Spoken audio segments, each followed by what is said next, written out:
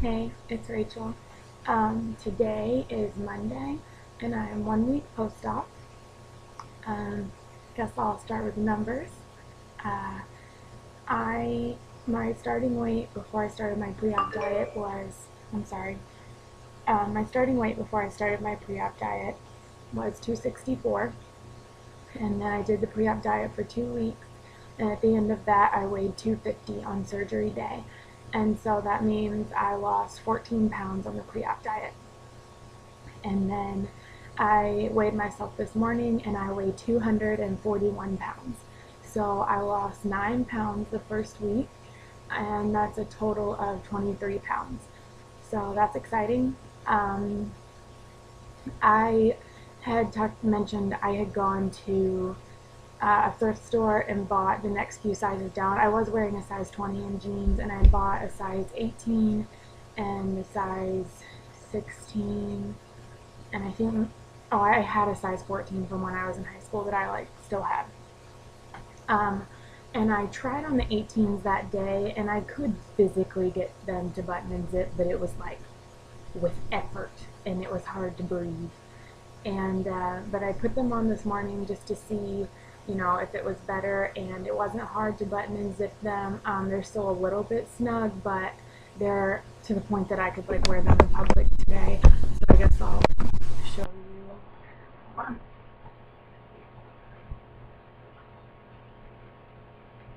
Okay. These are size 18 jeans, and they're a little tight, but they're not too bad. And these are my incisions. Okay. This is the littlest one, and then this is the big one, but the steri strips haven't come off yet. And then here's the one up under the bra, and it still has a steri strip. And there's one right here, and this one, and this one. So I think that they all look pretty good. The steri strips haven't fallen off of two of them, but I can see them loosening up and stuff, so I'm sure they will soon.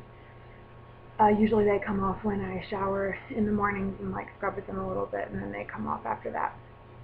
But oh yeah, I have some things to talk about.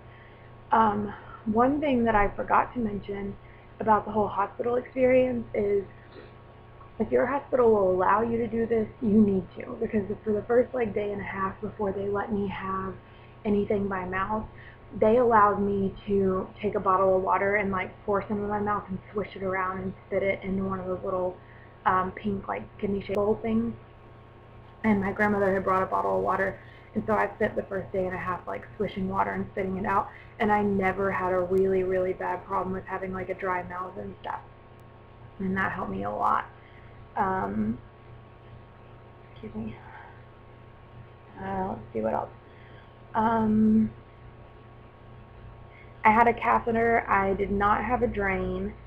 I haven't really had any head hunger yet. I've been around my family and stuff a lot with them eating different things, and it hasn't really bothered me. I don't look at it and think, man, that looks really good, I want that. I just don't really think about it.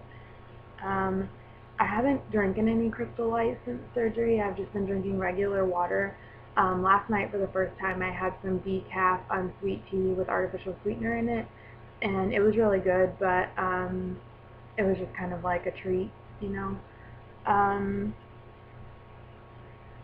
I also had my first sugar-free popsicle yesterday. It was pretty good. I've been doing a lot of Greek yogurt. Just the FAGE one, I can't say it right, so I'm not even going to try. And just putting some artificial sweetener in it. Excuse me. It's just so high in protein that it's really helpful. I made sugar-free cheesecake. Excuse me. I love cheesecake. I made sugar-free cheesecake pudding, and I put some beta protein in it, and it is so good. It's delicious. Tastes like cheesecake. So good. I go back to see my doctor in a week or two, and the emotional side of this is that it's really scary. Food has become kind of scary.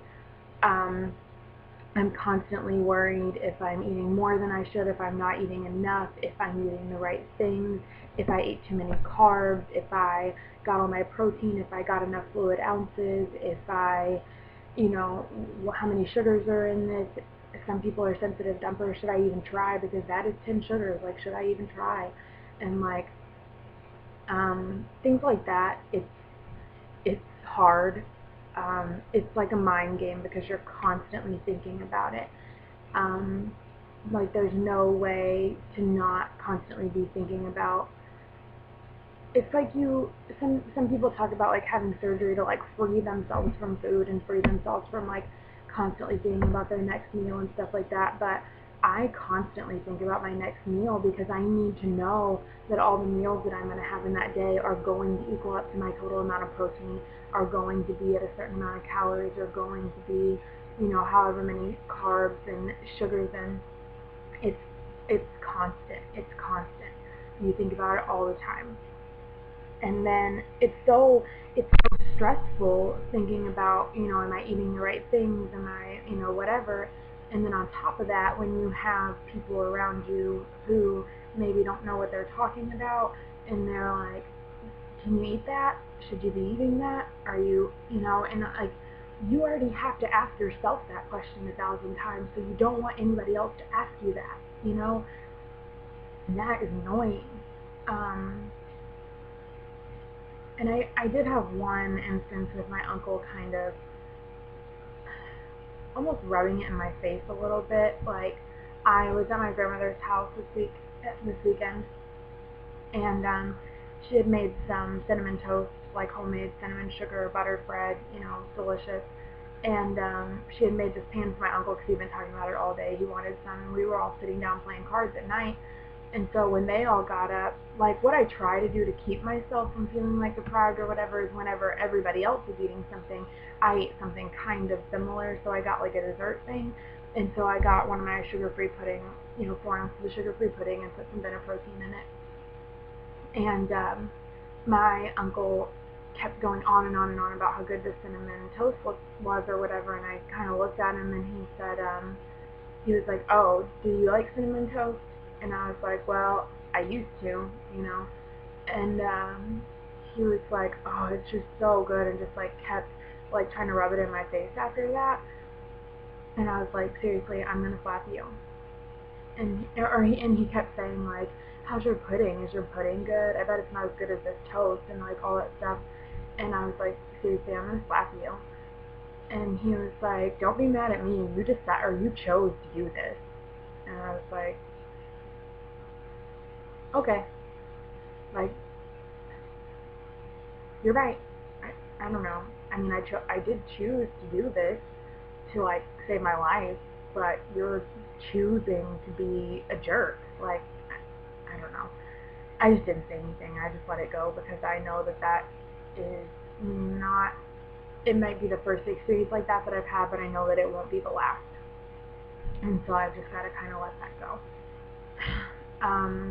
But anyways, I guess that's really all I have to talk about. It's been a pretty good week. I stopped taking pain meds. Yesterday I only had one dose, and I didn't have it till 5 o'clock at night.